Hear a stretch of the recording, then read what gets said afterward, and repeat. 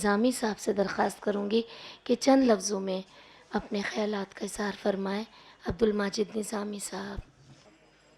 بہت بہت شکریہ۔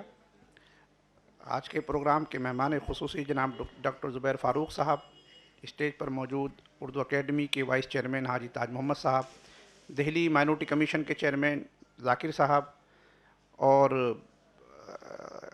پروفیسر خواجہ اکرام صاحب، اور ہمارے آج کے جو پروگرام کے روح رواں ہیں اسلم چشتی صاحب، اور سامعین میں یہاں بہت اہم شخصیات موجود ہیں جن کے نام میں لوں گا تو فہرست بھی بڑی طویل ہو جائے گی۔ تمام حضرات، میں اسلم صاحب کا بہت مشکور ہوں کہ انہوں نے مجھے یہ موقع دیا اور ایک اہم اور بہت خوبصورت اور ایک لازمی اور ضروری مجلس منعقد کی۔ یہ قابل مبارکباد ہیں اس بات کے لیے۔ جیسا کہ ابھی مجھ سے پہلے مقررین نے یہاں پہ کہا کہ لوگ تو اب ظاہر بات ہے زندوں کو یاد نہیں کرتے، تو ان کے جانے کے بعد اگر ان کو یاد کیا جا رہا ہے تو واقعی میں یہ ان کے اخلاص، محبت یا پھر ان کی کارکردگیاں اتنی بڑی ہیں کہ ان کو یاد کرنے پر ہمیں مجبور بھی کیا جا رہا ہے۔ تو یہ بات سچ ہے کہ یہ بہت بڑے نام ہیں جن کے لیے یہ مجلس منعقد کی گئی ہے۔ خواجہ اکرام صاحب نے بہت تفصیلی اور بہت ہی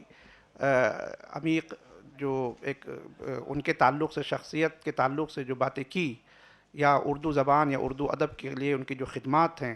ان شخصیات کی، اس پر جو گفتگو کی وہ بہت ہم سب لوگوں کے لیے بڑی مثالی ہے، ہم سب لوگوں کے لیے بہت اہم ہے۔ اور یہاں پر ہم نے ان کے بارے میں اور بھی کچھ ایسے پہلو سمجھے ہیں جو ہم سب لوگوں کے سامنے نہیں آ سکے تھے۔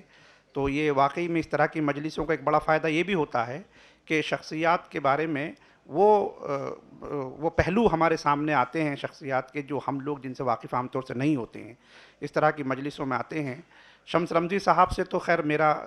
خود بھی بہت قریبی تعلق تھا، چونکہ میں اور وہ ایک ساتھ ہم دونوں نے کام کیا تھا ایک ہی اخبار میں۔ میں اس وقت اپنی صحافت کی ابتدا کر رہا تھا، صحافت کے طالب علم ہونے کی حیثیت سے، اور وہ اس اخبار میں سینئر سب ایڈیٹر کی حیثیت سے تھے۔ ہم لوگوں نے ایک ہی ساتھ کام کیا ہے، تو ان سے مجھے کچھ سیکھنے کا بھی موقع ملا۔ بہت ہی بے تکلف اور خوش مزاج انسان تھے، بہت سی چیزوں کو، بہت بڑی بڑی باتوں کو بڑی خوبصورتی سے، بہت آسانی سے کہہ دیا کرتے تھے اور ہنستے تھے بڑے زور کا ٹھہکا لگا کر، اور پان کی پچکاریاں تو ماشاءاللہ پوچھیے مت، وہ پان ایسے ہی بہتا رہتا تھا ایک طرح سے، وہ ہم لوگ بڑا بے تکلف ان سے باتیں کرتے تھے۔ اور شمس بھائی جو ہے ان کے اندر غصہ بھی بالکل ویسا ہی تھا، بھلے ہی وہ پرانی دہلی کے نہیں تھے لیکن ان کے جو عادات اور اطوار تھے وہ پرانی دہلی کی بھرپور نمائندگی کرتے تھے، ان کے الفاظ سے بھی، ان کی عادت اور مزاج سے بھی۔ اور اخبارات میں بہت لکھا کرتے تھے، کئی اردو اکیڈمیوں کے خلاف لکھتے تھے، یا دوسری وہ تنظیمیں جو اردو سے وابستہ ہوں، چاہے وہ انجمن ترقی اردو ہند ہو یا NCPOL ہو، وہ کسی کو بخشتے ہی نہیں تھے۔ جہاں بھی تھوڑا بہت بھی ان کو نظر آتا تھا خوب کھل کے اس پر لکھتے تھے، بولتے بھی تھے۔ جیسا کہ ابھی ہم سے پہلے کے مقررین نے کہا کہ وہ واقعی میں جری تھے، جرأت مند تھے، نڈر تھے، بے خوف ہو کے اپنی بات رکھتے تھے۔ تو یہ بات سچ ہے کہ وہ کہتے تھے، لیکن ایک بات میں ضرور کہنا چاہوں گا کہ ہم اہل اردو کو یہ بات ضرور ملحوظ رکھنی چاہیے، دھیان میں رکھنی چاہیے کہ زندگی میں بھی ان کو وہ مقام ملنا چاہیے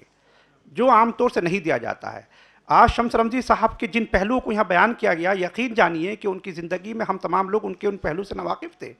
ان کو مطلب، یا شہباز ندیم ضیائی صاحب تھے، تو یہ ان کی زندگی میں کبھی اتنا بڑا شاعر یا واقعی میں وہ اردو کا اتنا بڑا شخص ہمارے بیچ اٹھتا بیٹھتا تھا، ہمیں کبھی اندازہ ہی نہیں ہوا۔ تو اس کا مطلب یہ ہے کہ ان کی زندگی میں ان کو مقام حاصل نہیں ہوا، بلکہ کئی بار تو ایسا بھی ہوتا تھا کہ وہ لال قلعے کا ایک مشاعرہ، چونکہ یہاں ایک ہر شاعر کی خواہش رہتی ہے کہ میں لال قلعے کا مشاعرہ پڑھ لوں، کیونکہ لال قلعے کے مشاعرے کو یہ سمجھا جاتا رہا ہے کہ شاعر اگر لال قلعے کا مشاعرہ پڑھ لیتا ہے اس کا مطلب وہ مستند شاعر ہو گیا ہے